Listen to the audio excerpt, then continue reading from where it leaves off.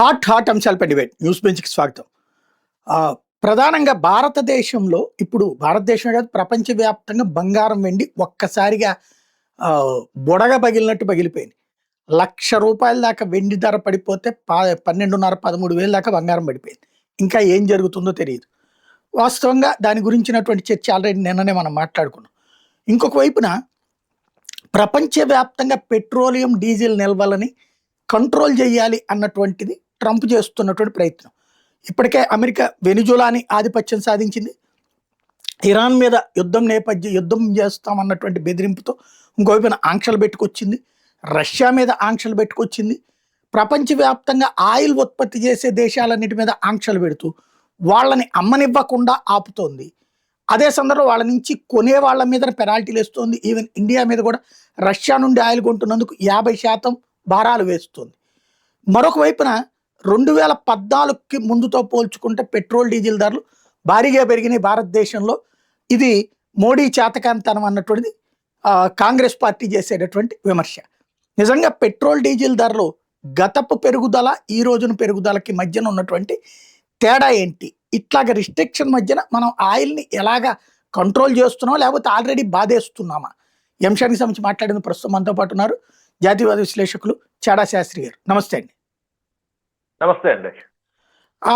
ఇప్పుడు ఉన్నటువంటి ఈ సంక్లిష్ట పరిస్థితుల్లో మనం పెట్రోల్ డీజిల్ మీద రేటు పెంచబోతున్నామా? ఏమైనా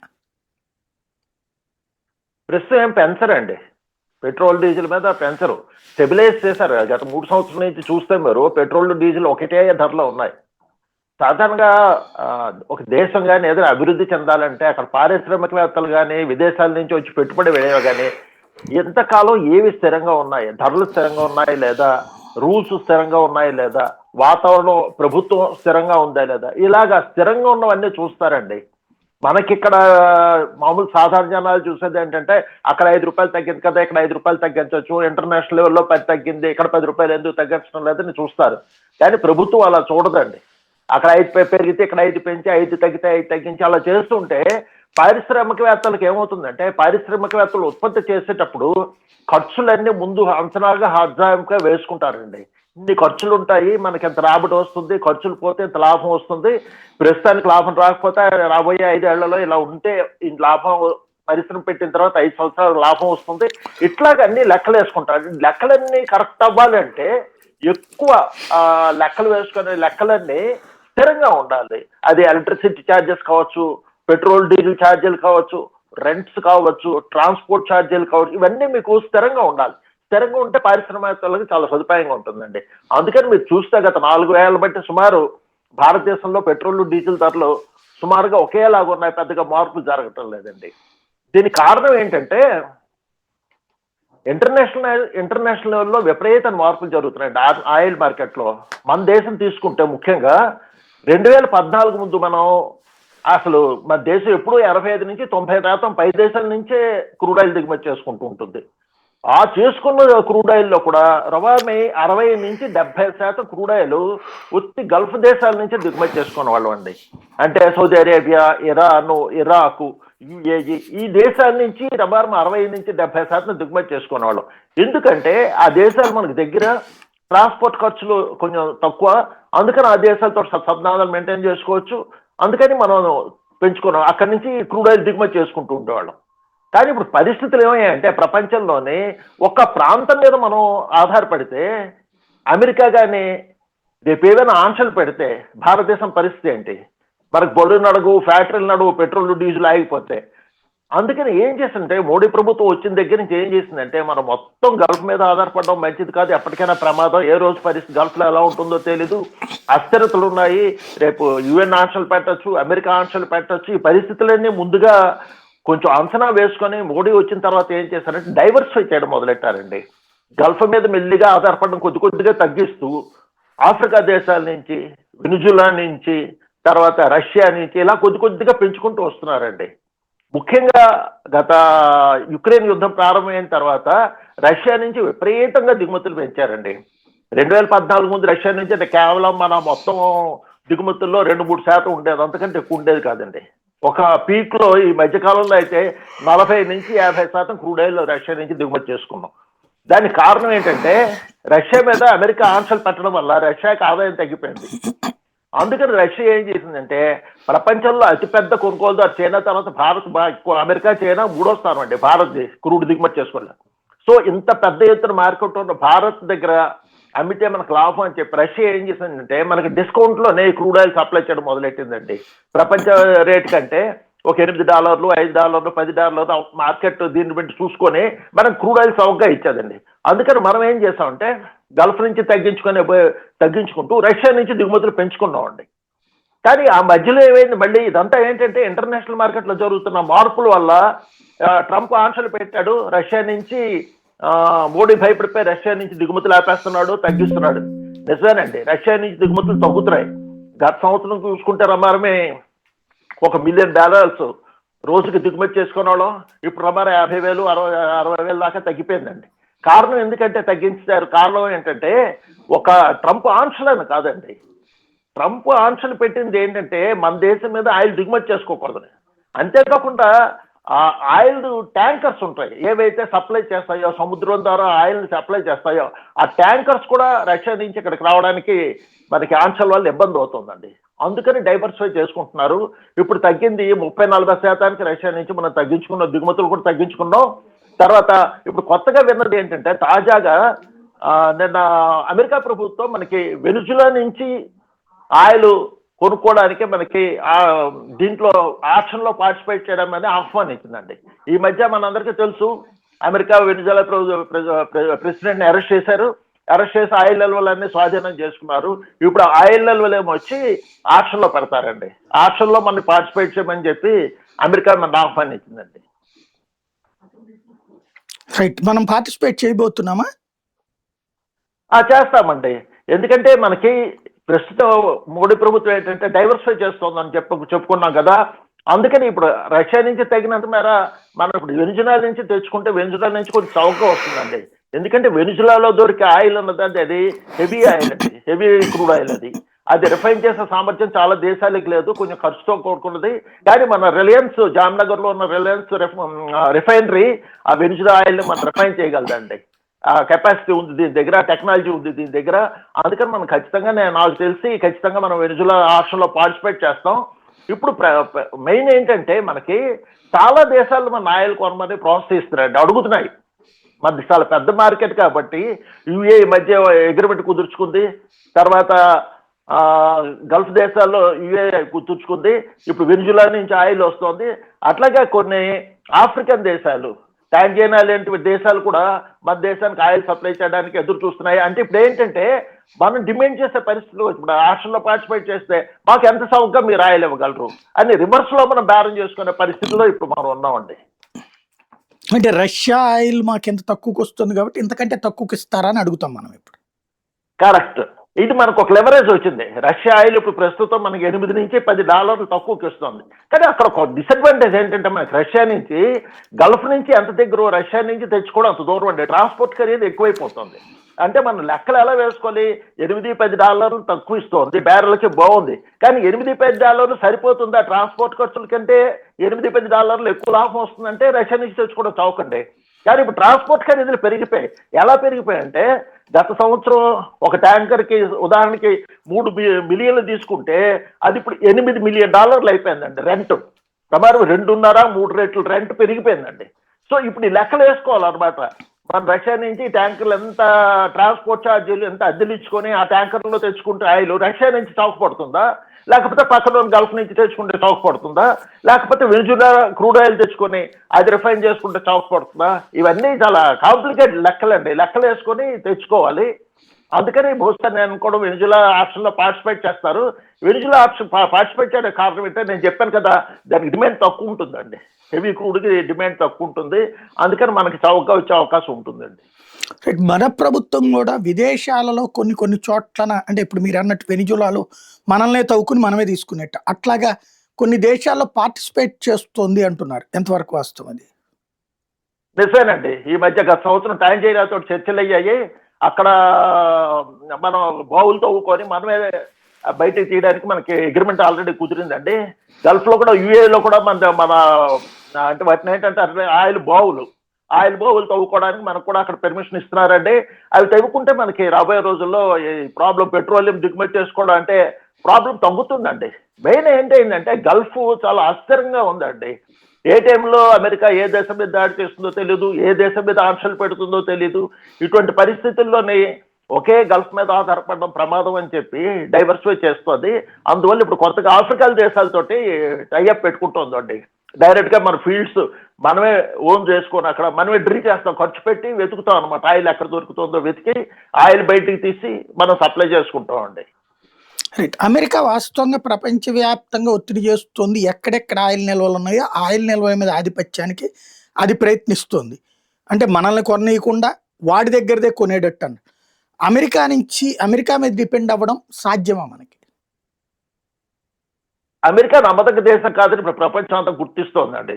ఆయిల్ ఆధిపత్యం, అమెరికా ఆయిల్ మీద ఆధిపత్యం అనేది ఇప్పుడు మొదలు లేదండి. 1970లోనే ఎప్పుడైతే సౌదీ అరేబియా తోటి మొత్తం ఒపెక్ దేశాలన్నిటితోటి ఆయిల్ సప్లై దేశాలన్నిటితోటి అమెరికా ఎప్పుడైతే ఒప్పందం కుదుర్చుకుందో ఆయిల్ మీరు డాలర్లోనే సప్లై చేయాలన్న క్షణం నుంచి ఆయిల్ మార్కెట్ పరోక్షంగా అమెరికా చేతుల్లోకి వెళ్ళిపోయిందండి. ఎందుకంటే మనం అనుకుంటున్నాం క్రూడ్ ఆయిల్ చౌక పడింది, ఇక్కడ ఎందుకు తగ్గటం లేదంటే క్రూడ్ ఆయిల్ పడ్డది కరెక్టే, కానీ డాలర్లు ఇచ్చే కొనుక్కోవాలి. మనకి క్రూడ్ ఆయిల్ రూపాయల్లో మనం కొనుక్కోలేం కదా.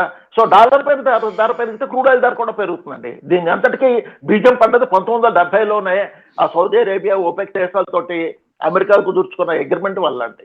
అందుకని ఇప్పుడు అమెరికా మనకు సప్లై చేస్తుందా అంటే అటువంటి దేశాన్ని నమ్మలేకపోతున్నాం. మనమే కాదు, ఇప్పుడు యూరోప్ నమ్మలేకపోతుంది, ఎన్నాళ్ళు వాళ్ళు స్నేహం చేసిన యూరోప్ నమ్మలేకపోతుంది, జపాన్ నమ్మలేకపోతుంది. సో ఈ పరిస్థితులు ఏంటంటే అమెరికా మీద డిపెండ్ అవ్వడం కష్టం అండి. అందుకని ఎక్కువ మంది స్నేహితులుగా అంటే ఎక్కువ సప్లై దేశాలను మనం చూస్తున్నాం అండి. మీకు 2014 దాకా రమారం 22 దేశాల నుంచి మనం ఆయిల్ దిగుమతి చేసుకున్నాం. దాంట్లో కూడా ఎక్కువ శాతం గల్ఫ్ నుంచి చేసుకున్నాం. ఇప్పుడు రమారం 40 దేశాల నుంచి కొద్ది మొత్తాల్లో మనం ఆయిల్ దిగుమతి చేసుకున్నాం. అందరి దగ్గర నుంచి దిగుమతి చేసుకున్నాం. ఎప్పుడు ఏ దేశం మీద ఎక్కువ అవసరం పెడితే ఆ దేశం నుంచి ఎక్కువ దిగుమతి చేసుకునే డోర్స్ ఓపెన్ చేసి పెట్టుకున్నాం అనమాట అండి అమెరికా పద్ధతి వల్ల. రైట్. అంటే ఇప్పుడు మళ్ళీ అమెరికాతో విభేదిస్తున్న దేశంగా one of the country Canada అయింది. ఆ కెనడా కూడా ఇప్పుడు భారతదేశానికి కెనడా ప్రధానమంత్రి రాబోతున్నాడు, వాళ్ళ ఆయిల్ ఆఫర్ చేయబోతున్నాడు అని ఒకవైపు ప్రచారం జరిగింది. కరెక్ట్గా ఈ టైంలో అక్కడ ఆయిల్ ఉత్పత్తి అయ్యేటువంటి ఆల్బేనియా ప్రాంతాన్ని డివైడ్ చేయడానికి ట్రంప్ కుట్ర పడుతున్నాడు అన్నటువంటిది మరొక ప్రచారం ఉంది. దాన్ని ఎలా చూడాలి? చెప్తాను కదండి, ప్రపంచ ఆధిపత్యం ట్రంప్ కావాలనే చాలా దుందుడుగా వ్యవహరిస్తున్నాడు. అమెరికా ఆర్థికవేత్తలు చెప్పినా సరే అతను పట్టించుకోవట్లేదు, తన పద్ధతిలో తను వెళ్ళిపోతున్నాడు. ప్రతి దేశాన్ని బెదిరిస్తున్నాడు. మొన్నటిదాకా యూరోప్ను బెదిరించాడు. యూరోప్ను బెదిరించిన తర్వాత యూరోప్ తోటి ఫ్రీ ట్రేడ్ అగ్రిమెంట్ మొన్నే సంతకాలు పెట్టుకుంది. కెనడాని బెదిరిస్తున్నాడు. అక్కడ గ్రీన్లాండ్ పెట్టుకుని యూరోప్ను బెదిరించినట్టుగా మీరు చెప్పినట్టుగా ఇక్కడ కెనడాని బెదిరిస్తున్నాడు. సో ప్రపంచ ఆయిల్ అంతా గుప్పెట్లో పెట్టుకుందామని ప్రయత్నం చేస్తున్నాడు. అది ఏ దేశానికి ఆ దేశం ఒప్పుకోదండి. ఏ దేశానికి ఆ దేశం స్వతంత్ర దేశం. అమెరికా వెనకాతలు ఎన్నోళ్ళు ఉండడం వల్ల వాళ్ళు చేసిన పెద్ద పొరపాటు. పూర్తిగా అమెరికాని నమ్మి దాని మీద ఆధారపడిపోవడం వల్ల వచ్చిన ఇబ్బంది ఇప్పుడు అమెరికా బ్లాక్ మెయిల్ వాళ్ళకి తెలుస్తోంది. అందుకని ఈ మధ్యకాలంలో చూస్తే మీరు చాలా దేశాలు భారత్ తోటి ఫ్రీ ట్రేడ్ అగ్రిమెంట్ కుదుర్చుకుంటున్నాయండి. అటు న్యూజిలాండ్, యుఏఏ, యూరోప్, రేపు రాబోతే కెనడా, ఫ్రాన్స్, వీళ్ళందరూ మన దేశంతో దగ్గర మీద కుదుర్చుకుంటున్నారు. కారణం ఏంటంటే మనకి పెద్ద మార్కెట్ ఉందండి. 140 కోట్ల జనాభా, దాంట్లో రమారు 30-40 కోట్ల మిడిల్ క్లాస్ పీపుల్ ఉన్నారు. సో ఇక్కడ చాలా పెద్ద మార్కెట్ ఉంది. ఈ మార్కెట్ని క్యాప్చర్ చేస్తే తర్వాత మెయిన్ అన్నిటికంటే రిలయబుల్ దేశం అండి. ఇప్పుడు అమెరికా కానీ చైనా కానీ ఏం చేస్తున్నాయంటే ఆధిపత్య ధోరణి ప్రదర్శిస్తాయి. చైనా కూడా ఏంటి అప్పులు ఇస్తోంది శ్రీలంక చిన్న దేశానికి, పాకిస్తాన్, బంగ్లాదేశ్ లాంటి దేశాలకి చిన్న అప్పులు ఇచ్చి వాటి మీద పరోక్షంగా ఒత్తిడి చేస్తుంది. ఇవి చేయండి, అవి చేయండి. అమెరికా కూడా అదేనండి. అమెరికా సాయం చేస్తుంది, ఏదో ఒత్తిడి చేస్తుంది, ఆంక్షలు ఉంటుంది, ఇది అంటుంది. కానీ భారత్ అలా కాదండి. భారత్ అందరితోటి సరే రిలేషన్ మెయింటైన్ చేస్తుంది. ఎవరి మీద వ్యాపారాలను అడ్డు పెట్టుకొని ఒత్తిడి చేయదని ప్రపంచం అంతా గుర్తిస్తోంది. అందుకని చాలా దేశాలు ఇప్పుడు భారత్ తోటి నేరుగా వ్యాపారం చేయడానికి సాహసిస్తున్నాయి, ధైర్యం చేస్తున్నాయి. ట్రంప్ బెదిరిస్తున్నా సరే యూరోప్ వాళ్ళు వచ్చి డైరెక్ట్ గా ట్రేడ్ అగ్రిమెంట్ ఎంటర్ అయ్యారంటే పరిస్థితులు మీరు అర్థం చేసుకోవచ్చు. కెనడాను కూడా బెదిరించాడు. కెనడా ప్రధాని వస్తున్నాడు, మార్కోన్ ఫ్రెంచ్ ఆయన కూడా వస్తున్నారు, మార్కోన్ గారు వస్తున్నారు. డైరెక్ట్ గా మాకు అమెరికా యుద్ధ విమానాలు F-35 వద్దు, మేము రాఫెల్ దిగుమతి చేసుకుంటాం, 110 రాఫెల్ దిగుమతి చేసుకుంటాం అని చెప్తున్నారు. డైరెక్ట్ గా ట్రంప్ మాటలు లెక్క పెట్టడం లేదు. సో ప్రస్తుతం అందరికీ ఇప్పుడు భారత్ ప్రపంచంలో ఒక అనకూడదు కానీ చాలా ముఖ్యమైన దేశం కింద సెంట్రల్ కంట్రీ కింద తయారయ్యిందండి. రైట్. అంటే సాధారణంగా అమెరికా యాటిట్యూడ్ రెండో ప్రపంచ యుద్ధం తర్వాత యుఎస్ఎస్ఆర్ బలంగా ఉంది. అప్పుడు ప్రచ్ఛన్న యుద్ధంలో సారీ అటా ఇటా అన్నటువంటి దశ ఉండేది. రష్యా పతనం అయ్యాక అమెరికా డామినేషన్ బాగా పెరిగింది. ఇప్పుడు అమెరికానేమో ట్రంప్ చేతిలో ఒక వితండవాదంతో నడుస్తుంది. తనకంటే ఎదుగుతారన్న వాళ్ళందరూ తొక్కుతుంది. అందులో చైనాని తొక్కే ప్రయత్నం చేసింది. కాబట్టి చైనా స్టేబుల్గా నిలబడింది. మనం తట్టుకోగలమా? మన దేశానికి ఆ శక్తి ఉందా? రాజకీయ పరంగా ఇక్కడ నిరంతరం గొడవలు సృష్టించే మనస్తత్వం ఉన్నటువంటి విపక్షాలు కావచ్చు, రెండోది ఇక్కడ స్వార్థపరులైనటువంటి వ్యవస్థలు ఉన్నాయి. వాటి మధ్యన మనం తట్టుకోగలమా అమెరికా వేసే ఎత్తుల మధ్యన? మంచి ప్రశ్న వేశారండి. ఇది ఇప్పుడు కొత్తగా జరిగేది కాదండి. అమెరికాకి ఎప్పుడైనా భారత్లో కావాల్సింది ఒక పర్ఫెక్ట్ ప్రభుత్వం కావాలండి. వాళ్ళు చెప్పినట్టు ఆడే ప్రభుత్వమే కావాలి తప్పితే వాళ్ళకి ఎదురిచ్చే ప్రభుత్వం కావాలి. వాళ్ళు ఎప్పుడూ భారత్ని పోటీ వస్తుందని ఎప్పుడూ అనుకోలేదండి. పాశ్చాత్య దేశాలతో భారత్ ఇంత తొందరగా పోటీకి వస్తుంది అని వాళ్ళు ఊహించలేదండి. 2014లో ఏదో మోడీ ఫ్లూక్గా గెలిచేశారు. 19లో ఖచ్చితంగా, అంటే 2014లో గెలవడానికి అంతకు ముందు మన్మోహన్ సింగ్ గారి పాలన మీద ప్రజలకు తీవ్ర వ్యతిరేకత, అవినీతి ఆరోపణలు, వాటి వల్ల మోడీ 2014లో ఫ్లూక్గా గెలిచేశాడు.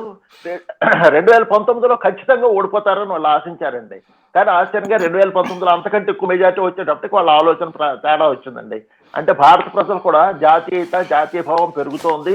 మన దేశం కూడా ఒక ఉన్నత స్థానానికి చేరాలని ప్రజలు కూడా కోరుకుంటున్నారు. ఆ ఉన్నత స్థానాన్ని చేర్చే అవకాశం మోడీ గారి నాయకత్వానికి ఉంది, ఆయన చేయగలరు అని కొంత దాకా ప్రజలు విశ్వసిస్తున్నారండి. అందుకనే 19లో అంత భారీ మెజార్టీ ఇచ్చారు.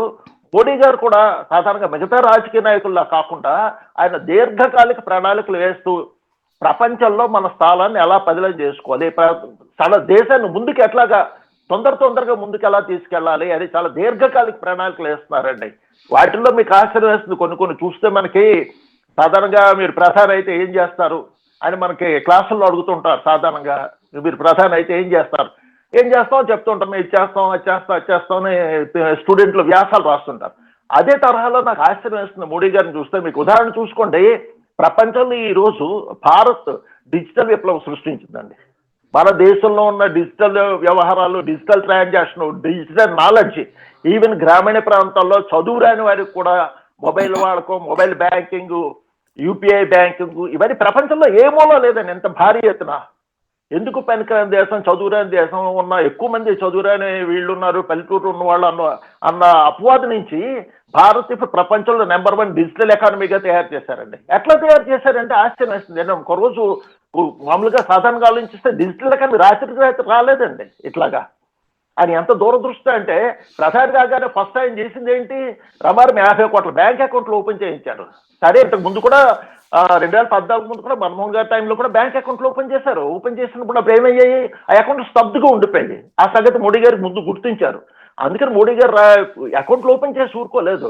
ప్రభుత్వం ఇచ్చే సబ్సిడీ కంపల్సరీగా ఈ అకౌంట్లోనే పడాలి, ప్రతి అకౌంట్కి ఏటీఎం కార్డు ఇవ్వాలి, ఏటీఎం కార్డు ద్వారా అకౌంట్లో డబ్బులు, వాళ్ళు సబ్సిడీ డబ్బులు తీసుకోవాలి, నగదు సబ్సిడీలు ఇవ్వడానికి వీలు లేదు అని భారీగా రూల్స్ పాస్ చేసి సబ్సిడీ అకౌంట్ల ద్వారా ఎప్పుడైతే ఇవ్వడం మొదలెట్టారో జనాలకు ఏటీఎంల ద్వారా డబ్బులు తీసుకోవడం అలవాటు అయిందండి. అదే టైంలో సరిగ్గా ఇంకో 2 ఏళ్ళ 50,000 అకౌంట్లు అయ్యే ప్రజలు కొంచెం అలవాటు పడ్డారు. ఆ టైంకి 2016లో నోట్లు రద్దు చేసి ప్రజల్ని బలవంతంగా యూపీఐలు ఇవి వాడే పరిస్థితి కల్పించారు. సో ఇలాగా ఒక స్టెప్ బై స్టెప్ అట్లా చేసుకుంటూ వస్తున్నారు. ఈలోగా 5G విప్లవం వచ్చింది. 5G విప్లవం లైసెన్స్లు ఇచ్చారు. దాంతో ఎక్కడ దేశంలో మారుమూలు కూడా 4G 5G ఫోన్లు వెళ్ళిపోయి యూపీఐలు వచ్చాయి. అందుకని విపరీతంగా వాడుతున్నారు. అంటే ఒక స్టెప్ బై స్టెప్ అన్నీ చేసుకొని వచ్చి స్టేజ్కి తీసుకొచ్చారండి. అట్లాగే మిగతా ఏ రంగం తీసుకున్నా సరే ఇప్పుడు ప్రపంచంలో పోటీ పడుతుందండి. 2014 ముందు మనకి డిఫెన్స్ ఎక్స్పోర్ట్స్ చాలా తక్కువగా, అతి లిమిటెడ్గా ఉండేవండి. ఇప్పుడు చాలా దేశాలు మనం అడుగుతున్నాయి. మన జెట్స్ కానీ లేకపోతే తుపాకీలు కానీ ఇవన్నీ ఎక్స్పోర్ట్ చేయమని చాలా దేశాలు అడుగుతున్నాయి. మనకి ఎక్స్పోర్ట్స్ కూడా పెరిగాయండి. గత 2014తో పోలిస్తే రమారు 15 రెట్లు ఎక్స్పోర్ట్స్ పెరిగాయండి. ఆయుధాలు అవి ఎక్స్పోర్ట్స్ పెరిగాయి. సో ఈ పరిస్థితులు ఏంటంటే నాయకత్వం స్ట్రాంగ్గా ఉంటే దేశం ముందుకెళ్తుంది. అందుకే మీకు 2014లో 10వ స్థానంలో ఉన్న భారతదేశం ఈరోజు జపాన్ని అధిగమించి 4వ స్థానానికి వచ్చింది. బహుశా 27 చివరికల్లా జర్మనీని కూడా వెనక్కి తోసి 3వ స్థానానికి వెళ్తాం. సో సో ఇది ప్రపంచ దేశాలు ఊహించలేదండి. భారత్ తొందరగా తమ మార్కెట్లో పోటీలోకి వస్తుంది అని. మెయిన్ ప్రపంచంలో ఏంటంటే 3 లాబీలు గట్టిగా ఉంటాయండి. మీరు అబ్జర్వ్ చేస్తే, ఒకటే ఆయిల్ లాబీ, రెండోది ఆయుధాల లాబీ, మూడోది మందులు, ఔషధాలు. ఈ 3 లాబీలేనండి. మోడీ ఈ 3 లాబీలను ఎదుర్కొంటున్నారండి. ఆయుధ లాబీ తోటి ఒక్క దగ్గర కాన్సన్ట్రేట్ అవ్వకుండా వివిధ దేశాల నుంచి ఆయిల్ దిగుమతి చేసుకుంటున్నారండి. రెండోది మీకు ఆయుధాలు కూడా పూర్వం ఎక్కువ రష్యా మీద డిపెండ్ అయ్యేది, అమెరికా బలవంతం పెట్టేది. అమెరికా దగ్గర నుంచి కొన్ని దిగుమతి చేసుకోవడం, రష్యా దగ్గర నుంచి కొన్ని దిగుమతి చేసుకోవడం. అమెరికా బెదిరించినా సరే రష్యా నుంచి S-400 దిగుమతి చేసుకుని అమెరికాకి చెప్పారు, మా దేశ ప్రయోజనాల ముఖ్యం, మీ ప్రతి బెదిరింపులకి మేము లొంగం అని అక్కడ చెప్పారండి. ఫ్రాన్స్ నుంచి రాఫెల్ దిగుమతి చేసుకున్నారు, మా F-35 కొనండి అంటే కొద్ది మాకు రాఫెల్ ఉపయోగం అని చెప్పి రాఫెల్ దిగుమతి చేసుకున్నారండి. ఇక ఔషధాల దగ్గరకు వచ్చేప్పటికి 3వ లాబీ ఔషధ లాబీ. ప్రపంచవ్యాప్తంగా కరోనా వచ్చినప్పుడు కొన్ని వేల కోట్లు ఇక్కడ వ్యాపారం చేయించిన ఆశపడ్డ విదేశీ అమెరికా కంపెనీలు, ముఖ్యంగా తర్వాత చైనా కంపెనీలు చాలా నిరాశ చెందాయండి. మన దేశంలోని వ్యాక్సిన్ తయారు చేసి ఈ జనాలకి 2 వ్యాక్సిన్లు 140 కోట్ల మంది జనాలకి మన దేశ వ్యాక్సిన్లు ఇచ్చారండి. ఆయుధ లాబీకి దెబ్బ పడ్డాది, ఇది ఔషధ లాబీకి దెబ్బ. సో ఈ 3 శక్తులు కూడా మన దేశం మీద చాలా గుర్రుగా ఉన్నాయి. ఇక్కడ అలజడులు సృష్టించడానికి ఏదోలా ప్రయత్నిస్తూనే ఉంటాయి. కానీ ప్రజల మద్దతు ఇస్తే ప్రభుత్వం గట్టిగా ఉంటుంది. మంచి అదే రాబోయే రోజుల్లో ఇంకా తొందరగా అభివృద్ధి చెందుతుంది. ఉద్యోగ అవకాశాలు కూడా బాగా పెరుగుతాయండి. రైట్. అంటే ఇప్పుడున్న పరిస్థితుల్లో మొన్న 2024లో వీళ్ళందరూ దానికి ముందు కరెక్ట్గా ప్రెషర్ చేశారు. ఆ ప్రెషర్ ఇంపాక్ట్ బాగా పడింది, 240 సీట్లకు పరిమితమైంది. ఆ తర్వాత చూసుకుంటే సరే అసెంబ్లీ ఎన్నికల్లో చోట గెలుస్తున్న కొంత ప్రతిఘటన ఉంటుంది. ఇప్పుడు మళ్ళీ తాజా mood of nation India today సర్వేలో సీట్లు అట్లా వస్తాయన్నారు, కానీ మోడీకి వ్యతిరేకత వెరీ పూరు లేకపోతే పూరు అంటున్నటువంటి వాళ్ళు దాదాపు 33% దాకా పెరిగారు. 28 నుంచి భారీగా పెరుగుతూ వస్తుంది. ఇంకొకటి ఇక్కడ మనం అబ్జర్వ్ చేసినా సరే ఎలైట్ సెక్షన్లో ఇప్పుడు అంటే ఇదివరకు కమ్యూనిస్టులు విడిగా ఉండేవాళ్ళు, అటు నాట్ కాంగ్రెస్ నాట్ బీజేపీ అన్నట్టు. ఇప్పుడు అట్లా కాకుండా వాళ్ళు ప్యూర్లీ కంప్లీట్ ఒక సెక్షన్గా రాహుల్ని సపోర్ట్ చేస్తున్నారు, మోడీకి వ్యతిరేకంగా వెళ్తున్నారు. వీళ్ళు ఎడ్యుకేటెడ్ సెక్షన్గా తటస్థులుగా ప్రపంచం ముందు ఉంటారు. వీళ్ళు ఈ ఆయిల్ విషయంలో కూడా బాగా రైట్ చేస్తుంది ఏంటంటే డబ్బులంతా దోచేసుకుంటున్నారు జనం నుంచి. అప్పట్లో 65 రూపాయలు 70 రూపాయలు ఉన్నప్పుడు తిట్టిపోసినటువంటి నరేంద్ర మోడీ ఇవాళ 120 రూపాయలు 110 రూపాయలకు అమ్ముతున్నాడు ఒకటి. రెండోది వచ్చేటప్పుడు డాలర్ 67 రూపాయలు ఉన్నప్పుడు మన్మోహన్ సింగ్ టైంలో ఇంకా అసలు ఈ ప్రభుత్వం దేనికి పనికి వస్తుందని మాట్లాడాడు గుజరాత్ ముఖ్యమంత్రి హోదాలో. ఇప్పుడు వచ్చేటప్పటికి 91 రూపాయి అయిపోయినా సరే 92 రూపాయలకు వచ్చినా సరే ఏమీ చేత కావట్లేదు అన్నది తీసుకెళ్తున్నాడు. మనకి ఇక్కడ కార్పొరేట్ ఎడ్యుకేషన్ సిస్టంలో చదివిన పిల్లలకి అది కరెక్టే కదా అన్నటువంటి చర్చ జరుగుతుంది. ఎలాగ చూడాలి? ఒకటండి, ఇప్పుడు ఫస్ట్ మనం చూడవలసింది పెట్రోల్ ధర 65-70 రూపాయలు ఉండేదన్నారు, నిజమే. ఇప్పుడు 100 రూపాయలు అయింది, పెరిగింది 35 రూపాయలు. అంటే మనం ధరని దేంతో చూస్తామండి? ధర అన్నది మనకి ఎప్పుడు పెరుగుతాయి, ధరలు పెరగకుండా ఉండవు, మన ఆదాయాలు పెరుగుతాయి. ఉదాహరణకి మనం 2014లో మోడీ వచ్చేటప్పటికి రోజువారీ కూలీ 400 రూపాయలు అనుకోండి, ఇప్పుడు 800 దాకా వెళ్ళిపోయిందండి. 700-800 రూపాయలు వెళ్ళిపోయింది. అట్లాగే సెంట్రల్ గవర్నమెంట్ ఉద్యోగాలు తీసుకుంటే ఒక గుమస్తా జీతం 30,000 ఉంటే ఇప్పుడు రమారు 60,000 దాటి వెళ్ళిందండి. సో మీకేంటి కావాలి? ఈరోజు కొత్త ధరలు, అదే కొత్త జీతాలు, కొత్త ఆదాయాలు, కొత్త కూలీలు, ఇవన్నీ కొత్త కావాలి. మీకు ధరలు మాత్రం 10 సంవత్సరాల కింద ధర నాకు ఈ రోజు ఎందుకు రావట్లేదని ఎలా అంటారు? మరి జీతాలు ఎక్కడి నుంచి ఇస్తారు? ఇప్పుడు పెట్రోల్ పెరుగుతుంది, పెట్రోల్ ధర అక్కడ మీరు క్రూడ్ ఆయిల్ ఒకటి తగ్గిందని చెప్తున్నారు, ఎందుకు ఇక్కడ తగ్గించడం లేదంటున్నారు. అదే లెక్క మనం తీసుకుంటే క్రూడ్ ఆయిల్కి అక్కడ రిఫైన్ చేయడానికి ఖర్చు పెరిగింది కదా అప్పటికంటే. ఈ 10 ఏళ్లలోనే ట్రాన్స్పోర్ట్ ఛార్జీలు పెరిగాయి కదా విపరీతంగాను, ఉద్యోగస్తుల జీతాలు పెరిగాయి కదా, ఎలక్ట్రిసిటీ ఛార్జీలు పెరుగుతాయి కదా, మన కన్జంప్షన్ పెరిగింది కదా. కన్జంప్షన్ పెరుగుతున్నప్పుడు ఇవన్నీ పెరుగుతాయి. సో ఒక క్రూడ్ ఆయిల్ తగ్గిందని చెప్పి ఇవన్నీ ఎలా తగ్గిపోతాయండి? ఒకటి. రెండోది డాలర్ ధర కూడా పెరిగింది. సో అందుకని మీకు 100 రూపాయలు అయింది. ఒక విధంగా లెక్క చేస్తే మీకు 400 రూపాయలు కూలీ ఉన్నప్పుడు 2014లో మీరు 70 రూపాయలు ఇచ్చి పెట్రోల్ కొనుక్కున్నప్పుడు ఇప్పుడు మీకు 700 కూలీ అయితే 100 రూపాయలు చౌకపడినట్టు కదా. ఇన్ఫ్లేషన్ అదే. మరి ఇన్ఫ్లేషన్ లెక్క కట్టడం అంటే అట్లాగే ప్రస్తుతం మనకు ఆదాయంలోని ఎంత మనం పెట్రోల్ మీద ఖర్చు పెడుతున్నాం, ఎంత తిండి మీద ఖర్చు పెడుతున్నాం. ఇప్పుడు దేశంలోని ఇన్ఫ్లేషన్ తక్కువ తక్కువ అని అంటున్నారు. 3% ఉంది, 2% ఉంది, ద్రవ్యోల్బణం అంటున్నారు, ధరలు తక్కువ ఉన్నాయి అంటున్నారు. ధరలు తక్కువ ఉండడం అంటే అర్థం ఏమిటి? మనకు వస్తున్న ఆదాయాల్లో మనకి ఎంత శాతం మనం తిండి మీద ఖర్చు పెడుతున్నాం, పెట్రోల్ మీద ఎంత ఖర్చు పెడుతున్నాం? మీకు 2014 ఆదాయంలోనే మీరు కందిపప్పు 80 రూపాయలు ఇచ్చి 90 రూపాయలు ఇచ్చి కొన్నప్పుడు, ఇప్పుడు 2024లోని అదే కందిపప్పు 100 రూపాయలు ఇస్తే చౌకకుంటున్నట్టు కదా. మీ ఆదాయం రెండింతలు అయింది, కందిపప్పు 2 రూపాయలు కదా, అవ్వటం లేదు కదా. ఇదే లెక్కలు వేసుకోవడం. అందుకని ద్రవ్యోల్బణంలో లెక్కలు ఇలాగే వేస్తారు. మనకి ఆ రోజు ధర కావాలి, ఈ రోజు ఆదాయం కావాలి, ఈ రోజు పెట్రోల్ కావాలి, ఈ రోజు సదుపాయాలు కావాలంటే రావండి. అది ఎకనామిక్లు అందరికీ తెలుసండి. అందుకే నేను చెప్తున్నాను. ఇక డాలర్ విషయానికి వస్తే 2013లో కూడా డాలర్ 75 రూపాయలు, 78 రూపాయల దాకా వెళ్ళిందండి. ఇప్పుడు కొత్త కాదు ఇది. 2018లోని 2013లో 78 రూపాయల దాకా డాలర్ పెరిగిందండి. ఎందుకంటే ఇంటర్నేషనల్ మార్కెట్లో అప్పుడు కూడా ఇలాగే డాలర్ ప్రాబ్లం వచ్చింది, పెరిగింది. కానీ అప్పటికి ఇప్పటికే తేడా ఏంటంటే, ఇప్పుడు 91 రూపాయలు అయింది. ఆర్బీఐ అప్పుడు మన దగ్గర రమారమి 300 బిలియన్ ఫారిన్ ఎక్స్చేంజ్ జనరల్ ఉండేవండి. ఇప్పుడు రమారం 700 బిలియన్ ఫారిన్ ఎక్స్చేంజ్ జనరల్ ఉన్నాయండి. ఇప్పుడు 91 రూపాయల డాలర్ని రిజర్వ్ బ్యాంక్ తలుచుకుంటే ఒక వారం రోజుల్లో తన దగ్గర ఉన్న ఒక 100 బిలియన్ డాలర్లు మార్కెట్లో కుదిరేస్తే డాలర్ విలువ 82, 83కి వచ్చేస్తుందండి.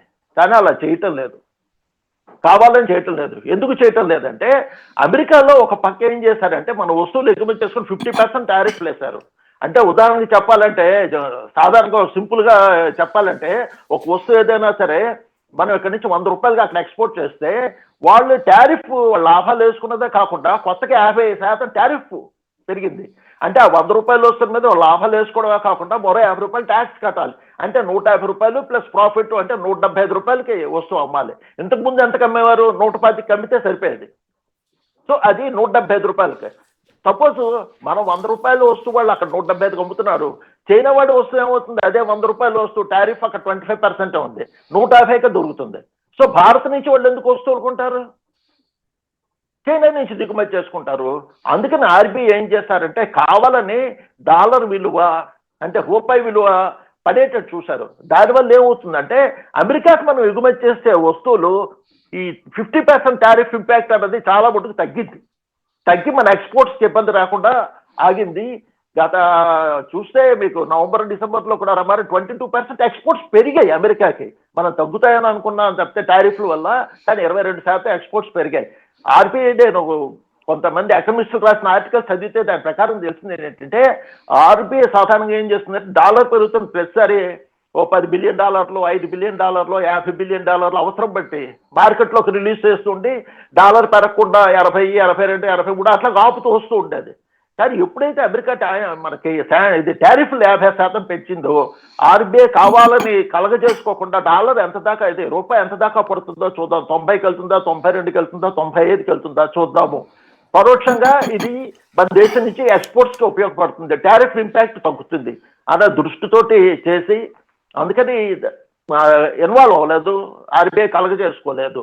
ఏ రోజైతే మనకి రాబోయే రోజుల్లో బహుశా ఇంకా ట్రంప్ కూడా తగ్గారు, మెత్తపడ్డాడు, అమెరికా తోటి మనకి ట్రేడ్ అగ్రిమెంట్ అయితే ఈ టారిఫ్లు పోతాయి. టారిఫ్లు పోతే మళ్ళీ డాలర్ని అనుకోవడం 82, 83 ఆ స్టేజ్కి వచ్చి స్టెబిలైజ్ అవుతుందండి. ఇప్పుడు అమెరికాలో ఏదో సంథింగ్ షట్ డౌన్ అంటున్నారు. అది ఇంపాక్ట్ ఏమన్నా రేపు ఆయిల్ మీద కానీ దీని మీద కానీ ఉంటుందా, డాలర్ మీద కానీ? ఉండదండి. ఆ మధ్య కూడా ఒకసారి నెల షట్ డౌన్ అయింది. అక్కడ వాళ్ళకి శాంక్షన్స్ ఆపేస్తారు, వాళ్ళు కాంగ్రెస్ వాళ్ళు ఆపేస్తారు. దానివల్ల ప్రభుత్వం ఇబ్బంది పడుతుంది, బిల్లులు పాస్ అవ్వక. సో ఇప్పుడు ఆర్థిక ఆంక్షలు వస్తాయి దేశంలోనే. సో గత సంవత్సరం కూడా ఇటువంటి జరిగింది. దానివల్ల మనకేం పెద్ద ఇంపాక్ట్ ఉండదు. స్టాక్ మార్కెట్ కొంచెం ఇబ్బంది పడతాయి, సాధారణ వీళ్ళకి మనకి మార్కెట్కి ఏమీ పెద్ద ఇంపాక్ట్ ఏమి ఉండదండి. రైట్. ఫైనల్గా ఒకటి చెప్పండి, బంగారము వెండి ధరలు ఒక్కసారిగా పతాక స్థాయికి జరిగి గత 2-3 నెలల్లో ఏకంగా రూపాయలు 1,30,000 బంగారం దాదాపు 3 లక్షల దాకా వెళ్ళిపోయింది. అలాగే వెండి 1,50,000 రూపాయల నుంచి ఏకంగా 4 లక్షల దాకా వెళ్ళిపోయింది, 5కి వెళ్తుంది అనుకున్నారు. అకస్మాత్తుగా ఒక్కసారి ఆ 1,00,000 రూపాయలు ఏకంగా ఒక్క రోజులో వెండి పడిపోవడం, 15-20 వేల రూపాయలు ఒక్కసారిగా బంగారం పడిపోవడం, దీన్ని ఎలా చూడాలి, ఎందుకు జరుగుతుంది అనుకోవాలి? చెప్పారు ఇంటర్నేషనల్ పరిస్థితులు అండి. మెయిన్ ఏంటంటే, ఇరాన్ మీద యుద్ధం చేస్తారా చెయ్యరా, అది చాలా కన్ఫ్యూజన్గా ఉందండి. ఏ రోజు ఇరాన్ అటాక్ చేస్తారా అన్నది అర్థం కావట్లేదు ఎవరికి. నిజంగా అటాక్ చేస్తారా చెయ్యరా అని.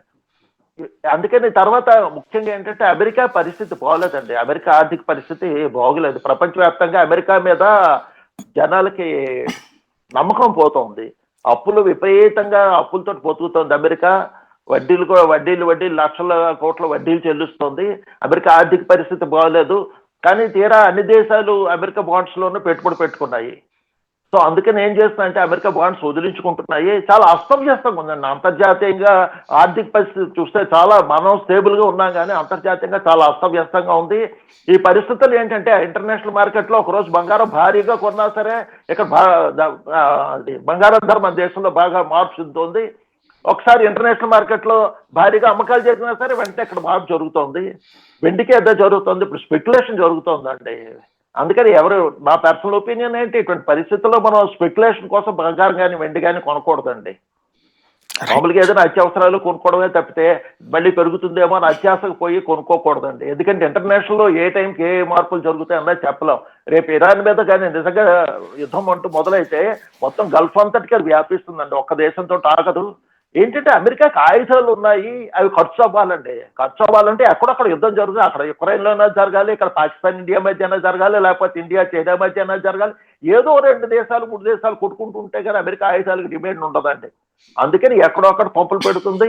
ఈ యుద్ధం వస్తే మళ్ళీ ఈ రేట్లు ఇవన్నీ బంగారం రేట్లు వెండి రేట్లు అన్ని మారుతాయి. తర్వాత స్టాక్ మార్కెట్ లో మార్పులు వస్తాయండి. అది ఏం నిర్ణయం తీసుకుంటాడు అన్నది ఇరాన్ యుద్ధం మీద అన్నది అంత పట్టం లేదండి ఎవరికి. థ్యాంక్ యూ వెరీ మచ్ అండి. ఇది పరిస్థితి. ఓకే. దేశానికి సంబంధించి కీలకమైనటువంటి పరిణామం. ఆయిల్ ధరలు ఎలా ఉంటాయి అంటే స్టేబుల్ గా ఉన్నాయి, ఉంచే ప్రయత్నమే నరేంద్ర మోడీ చేస్తున్నారు. తనకి మీద వస్తున్న 3 ముఠాల ఒత్తిడి అనాలా, లేకపోతే 3 గ్రూపుల ఒత్తిడిని తట్టుకుని నిలబడుతూ ఉండటం వల్ల ఇది సాధ్యపడుతుంది.